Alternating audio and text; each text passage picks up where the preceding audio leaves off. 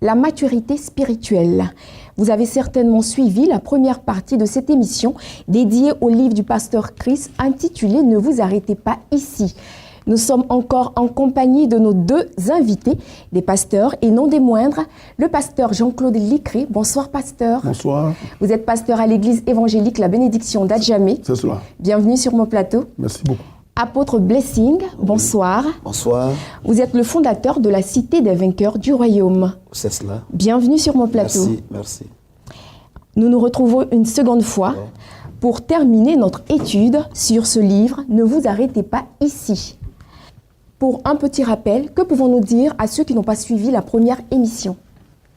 Alors, pour ceux qui n'ont pas suivi la première émission, il faut déjà dire que pasteur Chris est en train de nous faire comprendre ici que Dieu s'intéresse à notre croissance spirituelle. Dieu s'intéresse à notre croissance spirituelle.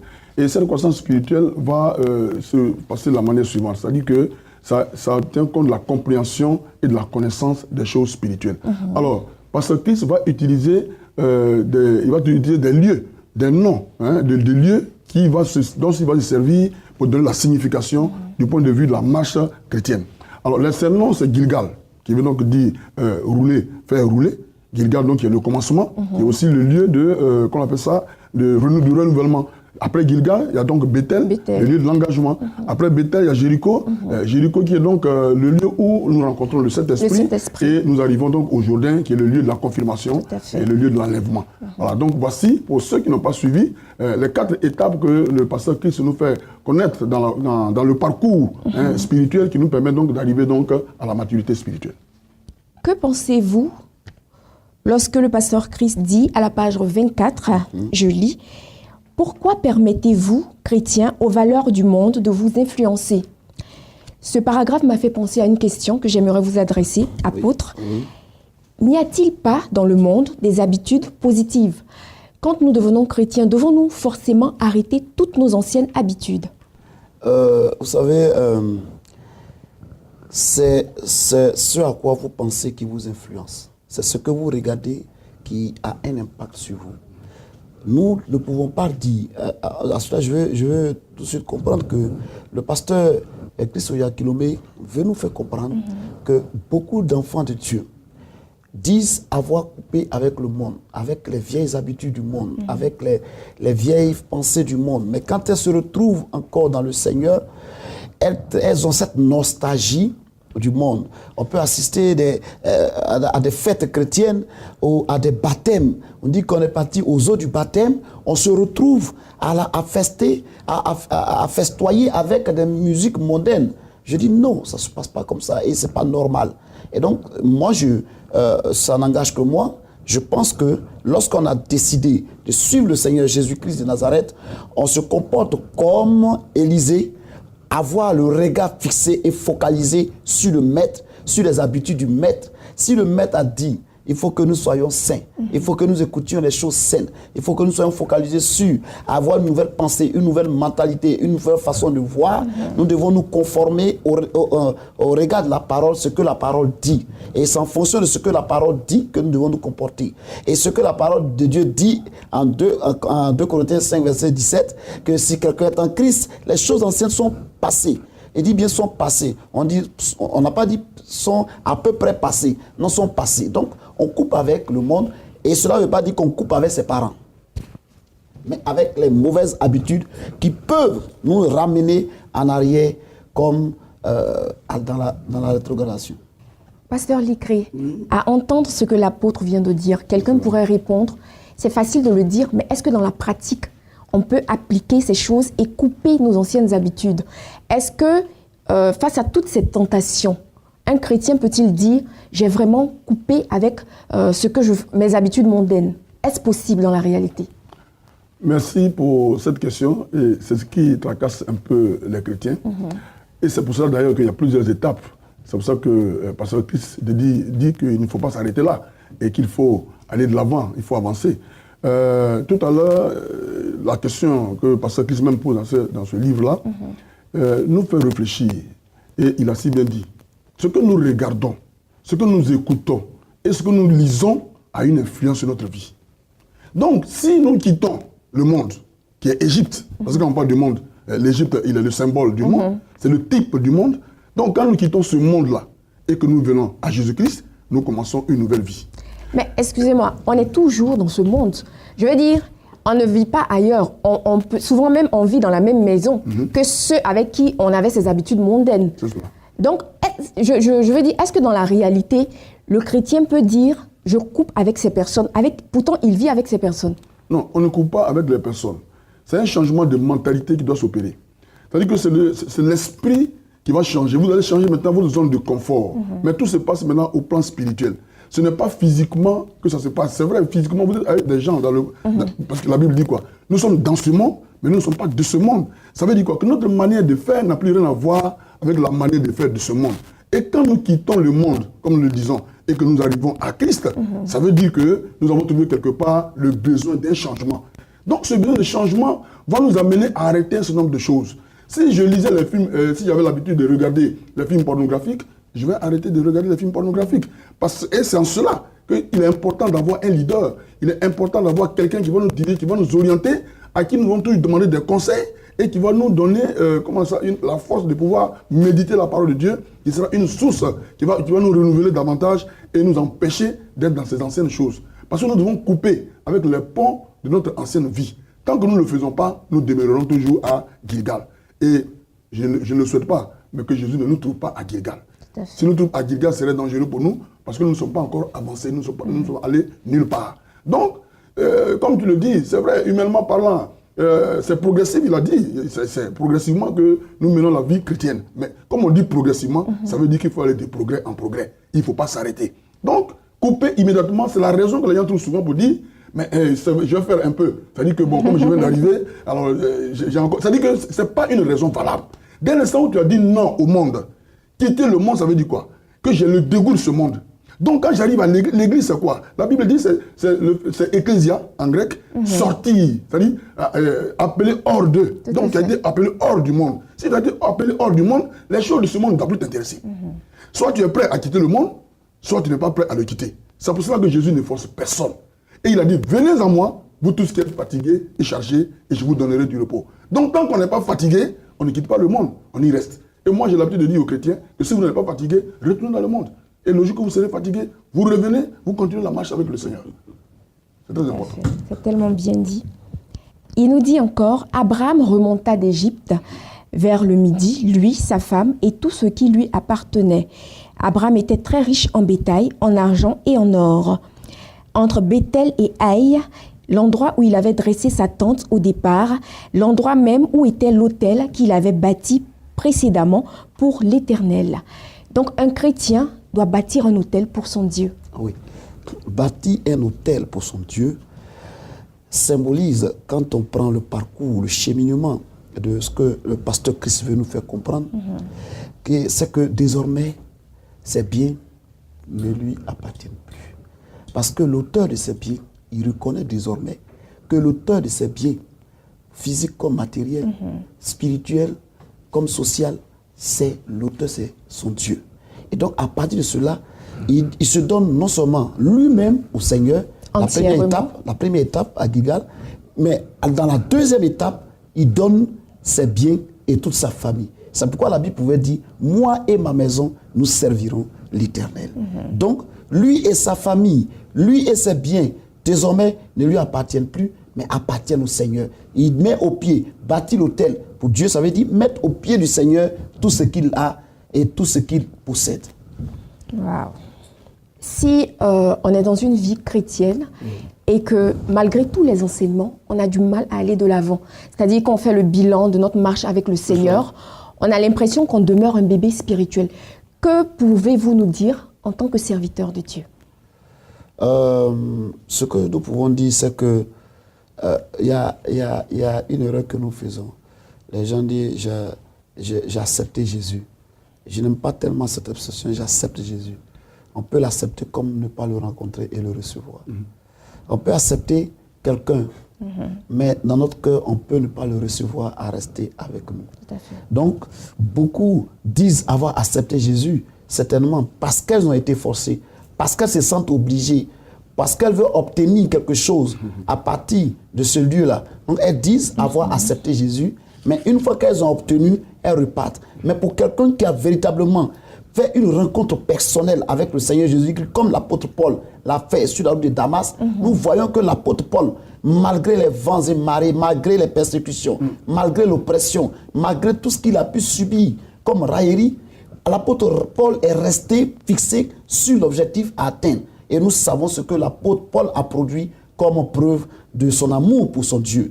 Et donc, ce que je veux dire, pour juste donner ma conclusion partielle à ce niveau, c'est que la conversion n'a pas été parfaite. C'est pour cela que la personne encore vacille et toujours reste... En quelque sorte, la base a été ratée. Elle n'a pas suivi les étapes. C'est pour ça qu'il y a dans une église normale, il y a le discipulat. Il y a des étapes à franchir avant de pouvoir atteindre un certain type. Bon, il y a des gens qui viennent, on leur donne des postes, ils ne sont même pas convertis, à peine un mois ils sont convertis, on leur donne des postes. Mais il va foutre la merde. Excusez-moi de l'expression, mais c'est ça. C'est ce que nous constatons aujourd'hui. Voilà. Quelle relation à Jéricho, le lieu où on rencontre le Saint-Esprit selon l'auteur, quelle relation nous rend intimes avec le Saint-Esprit? Comment entretenir notre relation pour être très intime avec l'Esprit de Dieu? Entretenir notre relation pour être très intime avec l'Esprit de Dieu, c'est d'écouter la voix du Seigneur. Il faut écouter la voix du Seigneur et il faut obéir à cette voix. Quand vous écoutez la voix du Seigneur et que vous y obéissez, vous allez entretenir une bonne relation avec lui. Parce que Dieu peut vous parler et puis vous pouvez ne pas obéir. Tout à fait. Voilà. Donc, c'est pour entretenir cette bonne relation-là, c'est déjà d'écouter la voix. Et une fois que vous avez écouté la voix, vous mettez en pratique ce qui a été dit pour avancer avec le Saint-Esprit. Donc, la relation avec le Saint-Esprit est un facteur déterminant de la croissance du chrétien. Très important. Un facteur très, très, très important, la relation avec le Saint-Esprit. Parce que le Saint-Esprit qui va nous rendre capables de mener cette vie sur la terre. C'est le Saint-Esprit qui va nous rendre capables de refuser les avances du diable. Parce que le diable, lui, il ne nous a pas encore laissé. Lui, il veut toujours nous ramener dans son camp. Et si on n'a pas le Saint-Esprit, on n'a pas cette vie, cette marche par le Saint-Esprit, nous allons voir que tout va se faire dans la chair. Or, tant que nous demeurons dans la chair, nous sommes encore à la disposition du diable qui va nous utiliser pour autre chose. Donc, notre relation avec le Saint-Esprit est très déterminante. On ne doit pas vraiment minimiser cela. Voilà. Pasteur Ravi, oui. Vous vouliez rajouter quelque chose? Ce que je voulais dire, c'est qu'à Jéricho, dans la troisième étape, c'est-à-dire la rencontre avec le Saint-Esprit, nous remarquons que Josué, lorsqu'il était face à l'adversité, il devait posséder Jéricho. La Bible nous dit en Josué 6 que Jéricho était barricadé, fermé, il n'y avait pas d'entrée, il n'y avait pas de sortie. Mais il était face à sa destinée, à son destin avec son peuple. Mais qu'est-ce qui s'est passé? Il voulait utiliser ses moyens propres. Il voulait utiliser des solutions humaines. Mais il s'est rappelé qu'il fallait faire un break et apprendre à compter sur le Saint-Esprit. Et c'est là, il a vu des anges. Le Saint-Esprit s'est révélé à Josué pour lui donner la direction. Et il lui a dit, non, il ne s'agit pas de moyens humains, il ne s'agit pas de force physique, mais il s'agit de marcher conformément à une orientation certaine. L'adoration et la louange étaient utiles pour renverser ces murailles. Et donc, le Saint-Esprit nous donne d'avoir facilement accès à des choses, facilement accès à des portes, facilement accès à des choses spéciales. Et donc, quand nous sommes conduits par le Saint-Esprit, nous ne sommes plus maîtres de nous-mêmes, nous ne sommes plus maîtres de notre propre volonté, notre chair, mais nous dépendons exclusivement du Saint-Esprit et de Dieu. Et donc, ce que je veux faire remarquer et attirer l'attention de ceux qui nous regardent, c'est que vous ne pouvez rien faire de sérieux, de bon, de grand. Et vous ne pouvez rencontrer aucune puissance. Vous ne pouvez vaincre le diable que par l'action du Saint-Esprit. Nous savons que dans le Nouveau Testament, dans Actes des croyants, lorsque Pierre, qui était un incapable, qui était un poltron, qui était un peureux, a reçu la présence et la puissance du Saint-Esprit, l'incapacité s'est changée en capacité et le peureux qu'il était, il a pu se dresser devant des personnes prêché l'évangile et les gens étaient étonnés. Quand nous marchons conformément à la parole et avec le Saint-Esprit, nous brisons certaines barrières invisibles.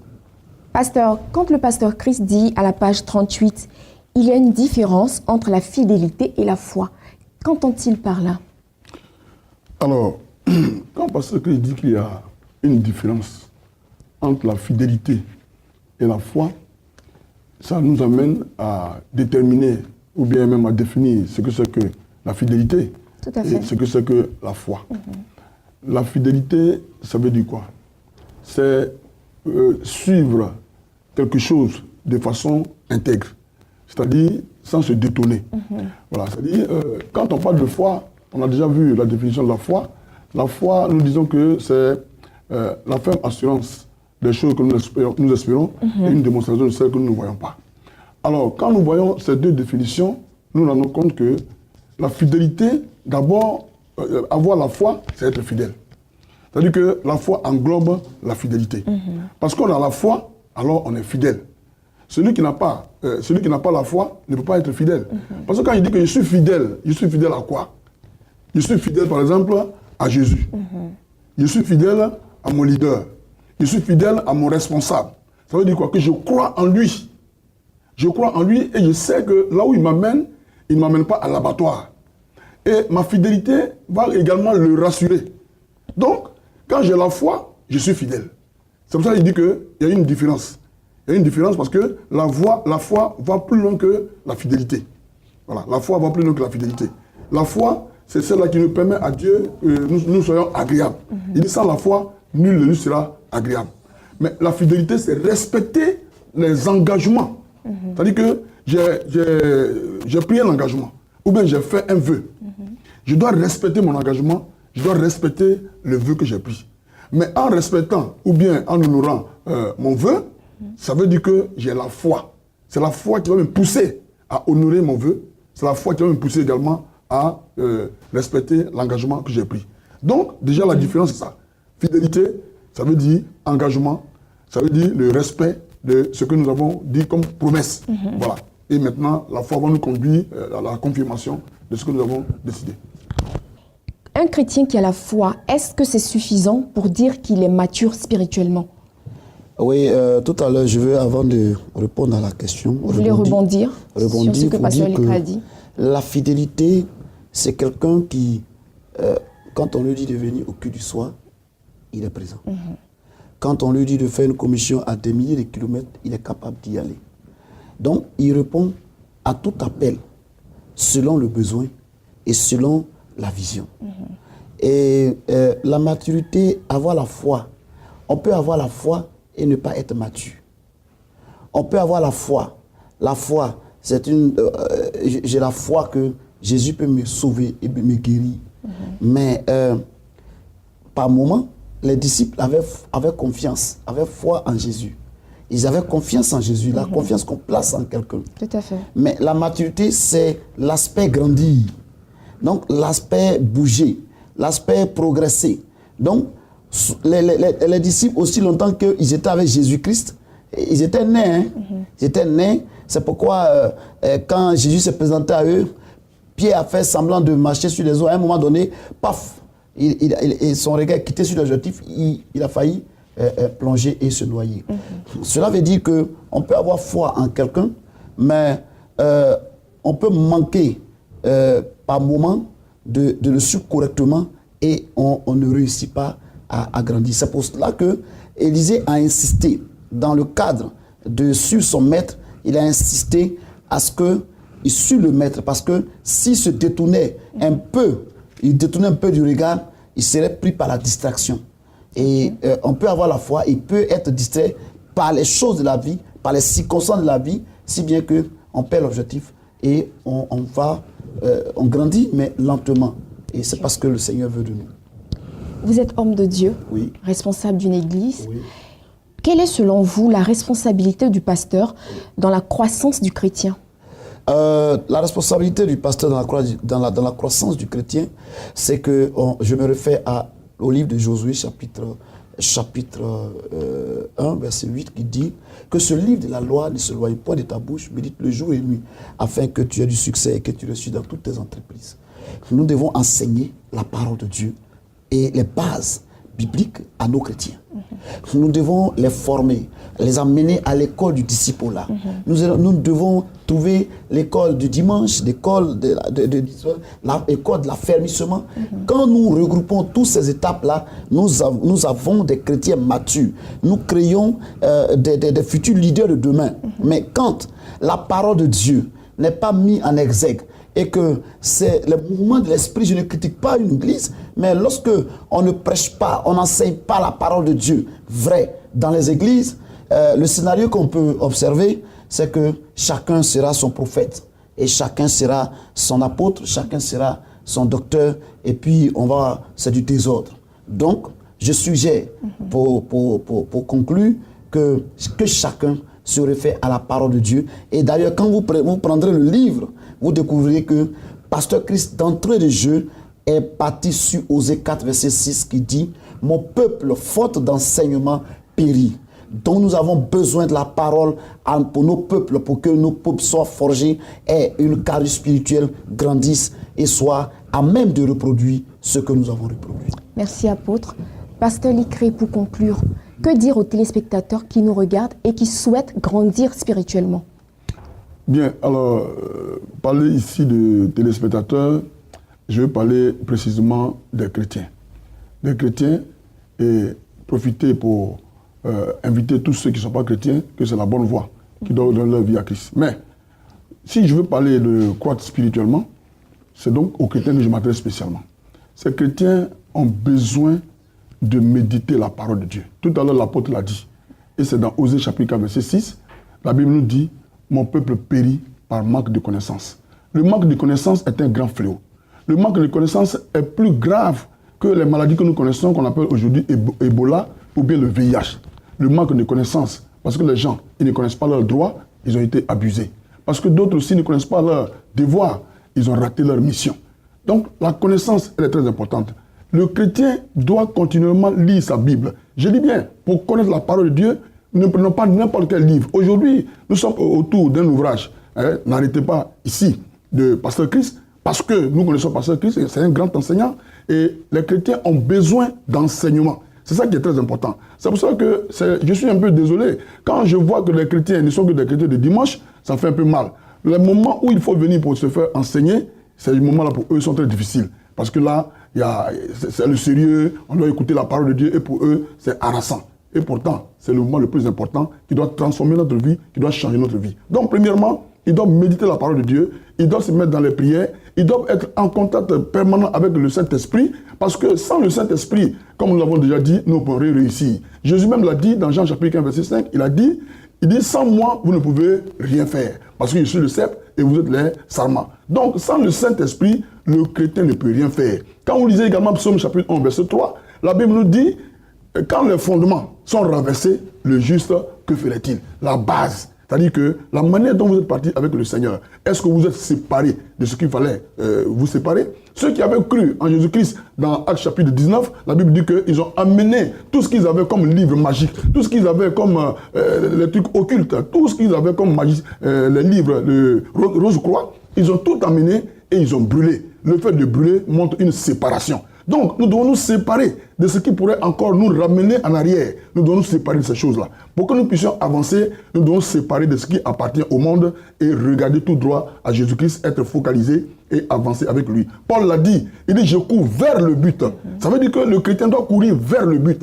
Chercher toujours à croître spirituellement. Les choses spirituelles, il doit s'y affectionner et non pas à celles qui sont sur la terre. Les choses de la terre sont périssables, mais les choses spirituelles sont éternelles. Et la Bible dit toute chose passera, c'est-à-dire que la terre et le ciel passeront, mais ma parole ne passera jamais. Alléluia. Et ça, les chrétiens doivent le retenir s'ils veulent croître véritablement spirituellement. Donc c'est sur ce point-là que je voudrais conclure. Je dirais Amen. Amen. Très bien dit.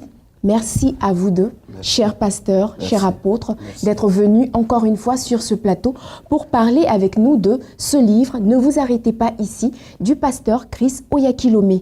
Pour conclure, chers téléspectateurs, une seule chose à dire. Sachez, de la même manière que l'enfant naît bébé et devient adulte, ainsi nous, chrétiens, ne devons pas rester des bébés spirituels. Apprenons à croître dans les choses de l'Éternel et à connaître sa parole profondément. C'est seulement ainsi que nous réussirons notre vie chrétienne. Merci de nous avoir suivis. Très bonne suite de programme sur The Blessing Channel.